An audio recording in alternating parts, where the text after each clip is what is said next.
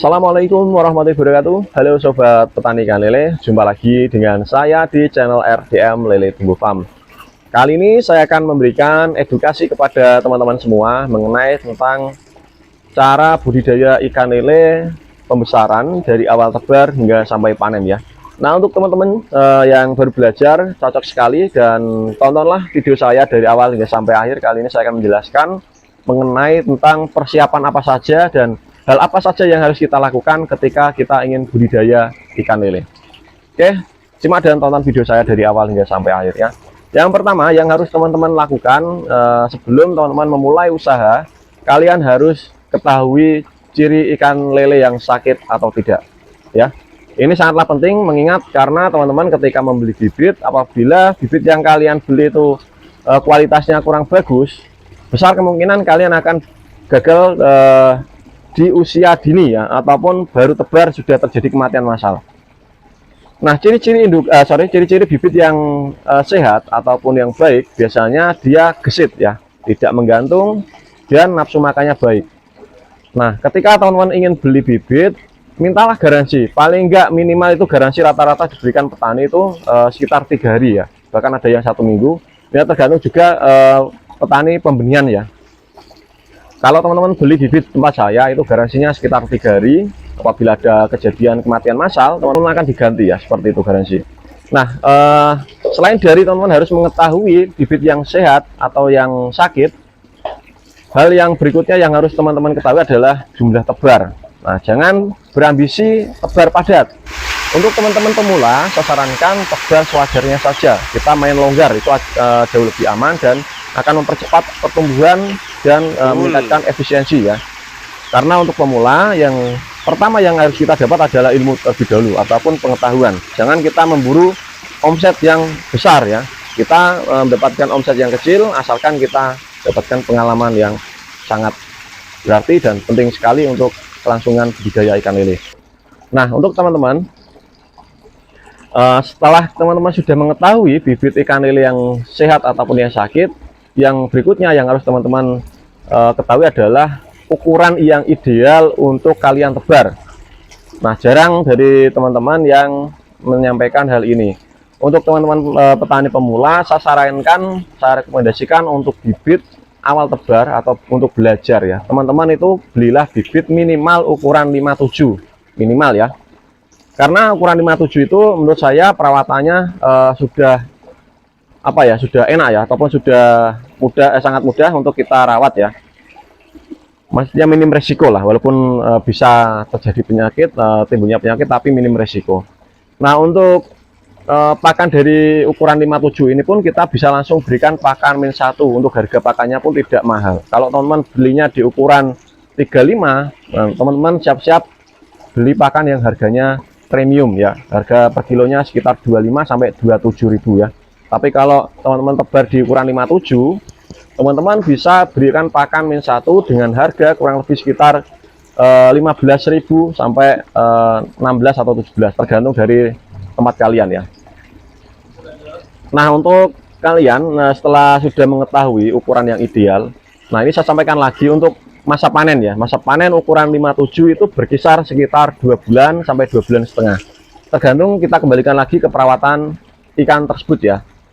Nah, untuk pemberian pakan, nah ini saya akan jelaskan cara dan metode pemberian pakan yang aman untuk teman-teman pemula ketika awal tebar. Ketika teman-teman sudah membeli bibit ya, pakan yang teman-teman berikan itu kalau bisa jangan langsung kita kasih banyak ya. Kita tanyakan dulu berapa sih porsi pakan yang harus kita berikan untuk per 1000 ekor ya. Tanyakan kepada si penjual ya, atau kalau teman-teman mengikuti saran saya biasanya memberikan takaran itu tidak, misal ya contoh ini ada gelas ya, kita ambil 1 gelas pakan ya, lalu kita bibis sampai dia empuk ya. Perbandingan bibisnya itu 1:1. Misal contoh kita kasih pakan itu 1 gelas, untuk airnya itu juga 1 gelas sampai dia empuk ya. Nanti kita berikan pakannya itu jangan langsung semua ya, kita kasih sedikit demi sedikit. Kalau sisa kita simpan dan tutup rapat. Seperti itu ya. Nah, untuk teman-teman sendiri, selain dari pakan, nah ini saya kembalikan lagi ke jumlah tebarnya tadi ya. berapa kapasitas yang ideal untuk kita tebar agar teman-teman itu ketika tebar itu tidak terlalu padat, karena tebar padat itu juga meningkatkan risiko ikan kanibal yang pertama. Yang kedua, timbulnya jamur ataupun penyakit pada ikan tersebut itu jauh lebih tinggi. Maka dari itu teman-teman, tebar yang ideal itu adalah 1 meter persegi ya, 1 meter persegi kolam itu teman-teman isi sekitar 150 ekor ya, 150 ekor ataupun 100 ekor itu malah bagus ya. Tapi untuk amannya sih 150 udah aman itu untuk ikan lele ya. Nah, untuk teman-teman, kita kembali ke pakan ya. Pakan yang kita berikan untuk ikan lele itu biasanya harus berupa bibisan ya. Jangan kita kasih pakan kering karena akan berisiko pencernaan ikan akan membengkak ya, ataupun dia lambungnya akan bengkak, akan mekar di perut, dan akhirnya akan timbulnya iritasi ataupun penyakit saluran pencernaan ya. Nah, itu bisa mengakibatkan kematian pada ikan tersebut ya. Nah, setelah teman-teman sudah tahu cara pemberian pakan dengan cara bibis, lalu jadwal pemberian pakan. Nah, jadwal pemberian pakan ini sangatlah penting teman-teman ketahui, mengingat rata-rata dari teman-teman petani ketika memberikan pakan itu terkadang sesuka hati. Kadang kita setiap lihat kolam kita inginnya kasih makan, setiap ada apa ya istilahnya teman ataupun yang baru-baru ya, ini itu selalu dikasih makan. Jangan seperti itu ya. Itu ada jadwal pemberian pakannya, itu yang tepat itu ada. Biasanya jadwal pemberian pakan itu kita lakukan pada pagi sekitar jam 7 sampai jam 8, sore sekitar jam 3 jam 4 ya, sore jam 4 sampai jam 5 ya. Lalu malam hari sekitar jam 9 jam 10 ya. Nah, itu jadwal-jadwal pemberian pakan yang sangat saya rekomendasikan. Jangan berikan pakan pada ikan lele di siang hari, karena akan meningkatkan resiko apabila kolam kalian itu tidak ada penutupnya ya. Nah, pemberian pakan 3 kali ini sangat mempercepat pertumbuhan dan sangat bagus sekali untuk ikan tersebut ya. Nah, ada juga yang bertanya, Bang, apakah bisa diberikan pakan 1 hari 2 kali? Bisa teman ya, asalkan jangan 1 kali ya. Dan jangan melebihi 3 kali ataupun terlalu sering, jangan. Itu akan meningkatkan risiko timbulnya penyakit jamur ya. Karena pakan itu akan ada yang tidak dicerna, ada yang tidak dimakan ya. Kalau sudah dimakan sih pasti dicerna. Cuma ketika pakan itu sisa, teman-teman harus ambil. Jangan sampai pakan itu sisa ya. Pokoknya kalau ada sisa di kolam, kalau bisa kita serok lagi ya. Nah, setelah teman-teman sudah tahu jadwal pemberian pakan, teman-teman harus tahu juga bagaimana cara merawat ikan agar meminimalisir timbulnya penyakit. Nah, ini sangatlah penting teman-teman ketahui. Yang pertama yang harus teman-teman pahami untuk merawat ikan itu kuncinya pada air. Maka dari itu teman-teman jangan sampai takut boros air ya. Apabila kualitas air di kolam kalian itu sudah bau ya, itu ataupun sudah sangat keruh pekat, teman-teman harus ganti. Gantinya bagaimana? Ganti total atau ganti setengah. Nah, setiap saya sarankan teman-teman setiap 2 hari sekali ataupun setiap hari kalau bisa ya, itu 10 cm kita kurangi. Ketika usia baru awal tebar sampai 1 bulan itu kita 2 hari sekali kita kurangi 10 cm ya, 10 cm atau 5 cm ya, 2 hari sekali. Nanti setelah 1 bulan ke atas itu setiap hari kita ganti 10 cm 10 cm agar menjaga kualitas air yang ada di kolam itu agar tetap terjaga dari segi amonia itu tidak terlalu pekat di kolam ya, dan juga oksigennya tetap tersuplai. Nah, kesalahan-kesalahan semacam yang saya sampaikan tadi biasanya sering dialami oleh teman-teman pemula, dan pada akhirnya ketika mereka sudah mengalami ikan sakit, mereka bilang kalau ikan lele itu susah perawatannya. Mereka bilang kalau budidaya ikan lele itu tidak ada untungnya karena mereka gagal di awal. Ketika baru tebar, ikan sudah kualitasnya jelek ya, ikan banyak yang mati, akhirnya mereka bilang ikan lele tidak ada untungnya. Nah, setelah ini saya kembalikan lagi, setelah kita sudah merawat air ya, kita kembali ke topik. Setelah kita sudah merawat air, kita setiap hari kita buang, dan untuk jadwal pergantian air itu berkisar sekitar 1 minggu. Kita ganti air, sisakan 10 cm airnya ya. Yang tadinya kita kurangi 10 cm, tadi kita buang semua, sisakan 10 cm, lalu kita isi lagi.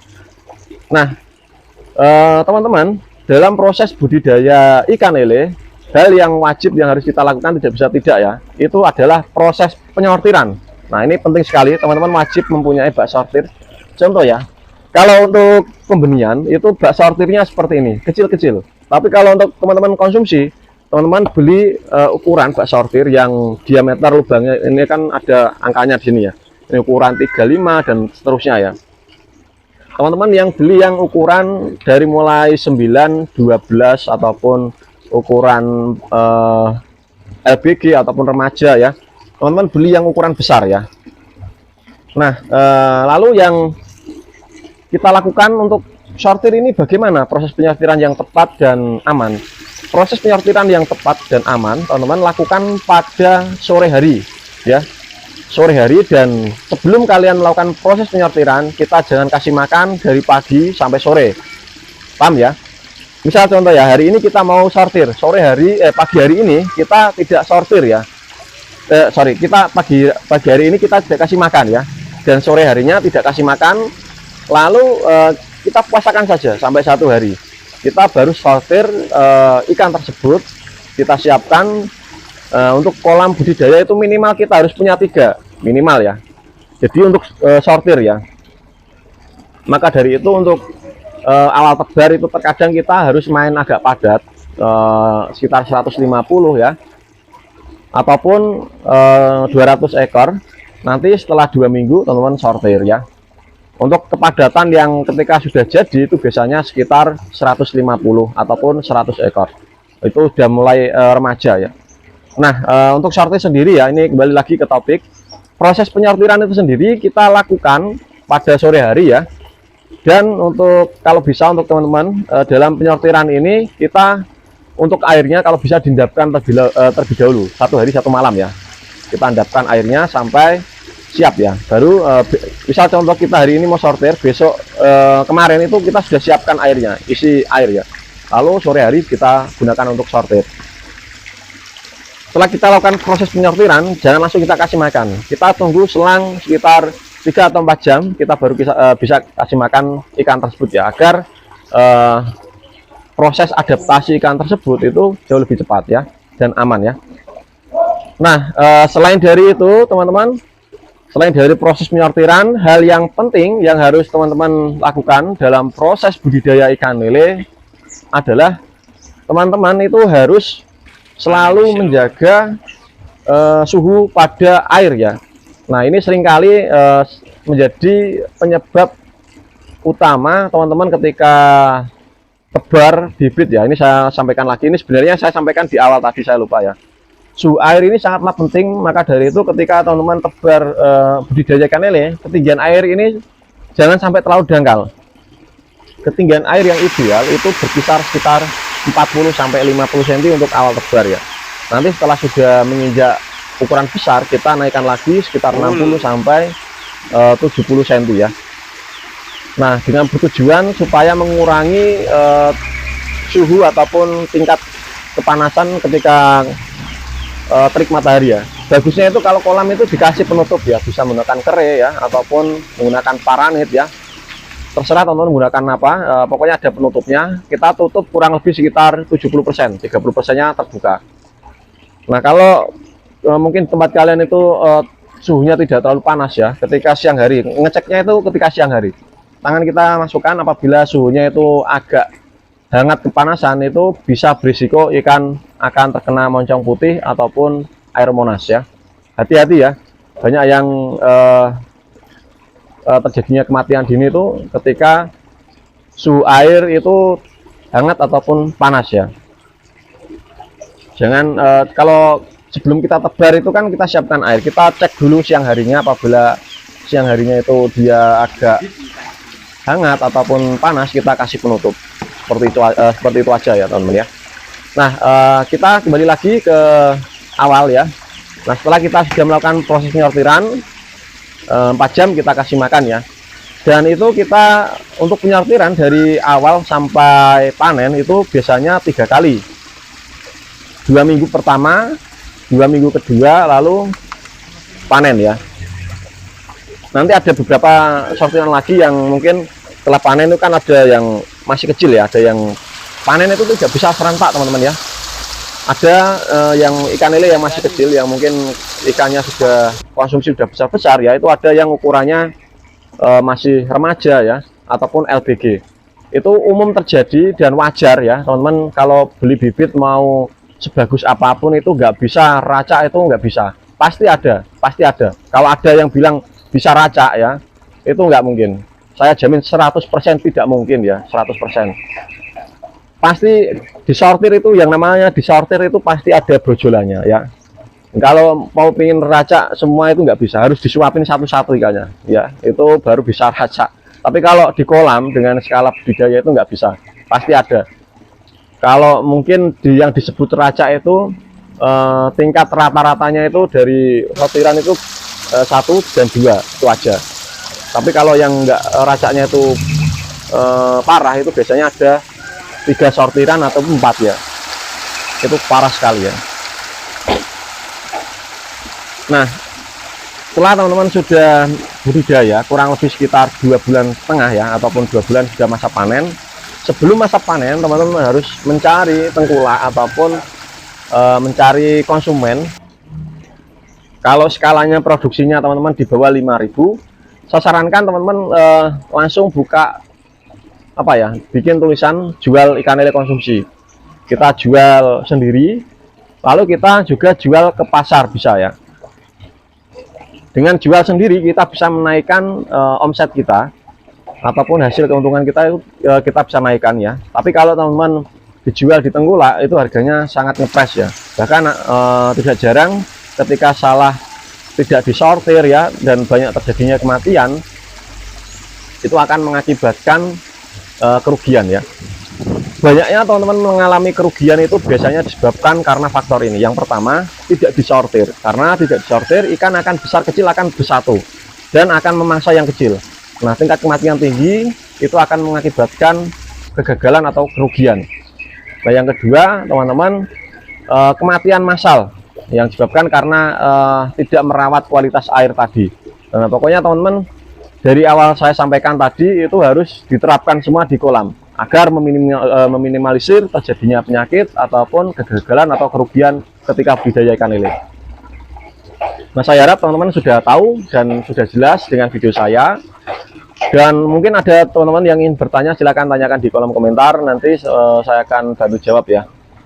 Nah, kalau teman-teman, ini saya sampaikan lagi untuk jual tadi ya. Untuk jual memang untuk pertama teman-teman akan merasa agak kesulitan untuk pertama ya. Tapi sebenarnya nggak seperti itu. Kalau teman-teman mindsetnya ini laku, pasti akan laku. Tapi kalau teman-teman ini mindsetnya nggak mau istilahnya apa ya, setelah sudah kerja keras merawat ikan, sudah mau panen, tapi teman-teman tidak mau usaha untuk menawarkan ikan tersebut, itu saya rasa teman-teman tidak berjiwa pengusaha ya.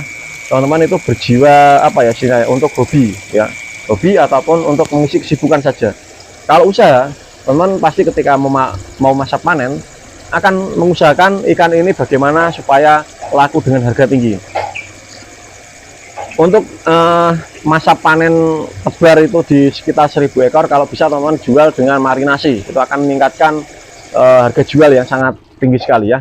Marinasi ikan lele itu harganya 3 ekor itu 10.000.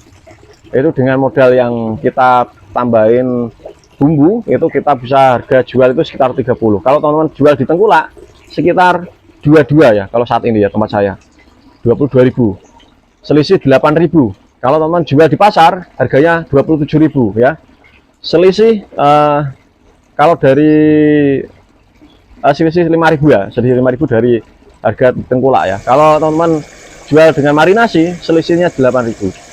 Kita berpola pikir yang jernih ya. Kalau kita ingin usaha kita itu omsetnya naik, kita buat olahan. Kalau jumlah tebarnya sedikit atau usahanya ikannya sedikit. Tapi kalau usahanya dengan skala yang besar, kita bisa langsung jual ke tengkulak ya. Seperti itu teman ya. Jadi jangan sampai teman-teman ketika budidaya ikan lele itu merasa kalau budidaya ikan lele itu rugi ya. Harus ada untungnya. Yaitu adalah untungnya adalah kita dapat ilmu, minimal itu ya. Jangan sampai kita tidak punya ilmu, tidak punya keuntungan secara nominal, tidak punya ilmunya, itu bodoh sekali ya.